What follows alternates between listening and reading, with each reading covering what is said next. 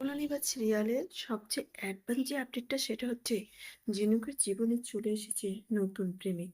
তো ঝিনুককে তো পাগলের মতো ভালোবাসে তারই বন্ধু রণ।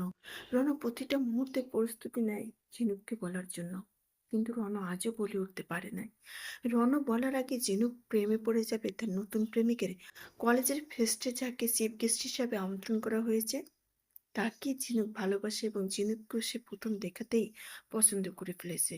এবং এই অনুষ্ঠান থেকে ঝিনুক অনেকগুলো ড্রেস এবং উপহার পেয়েছে। সেগুলো নিয়ে যখন ঝিনুক হিমচিম খাচ্ছিল, তখনই এগিয়ে আসে কলেজের সেই চিফ গেস্ট ঝিনুককে লিফট দেওয়ার জন্য। ঝিনুককে বলে যে, আপনার মতো একজন মেধাবী স্টুডেন্টকে আমি লিফট দিতে পারলে আমার অনেক ভালো লাগবে। তারপর ঝিনুককে নিয়ে সে যখন গাড়িতে উঠে পেছন থেকে রণ দৌড়ে এসে ঝিনুক ঝিনুক করে ডাকতে থাকে। ঝিনুককে গাড়িতে উঠতে দেখে রণ বলে, ঝিনুক তুই এক দেখাতে একদিনের আলাপেই ওনার গাড়িতে উঠে চলে গেলি। ঝিনুক বাড়িতে যখন এতগুলো গিফট নিয়ে আসে, ঝিনুকের মা ভীষণ খুশি হয়ে যায়।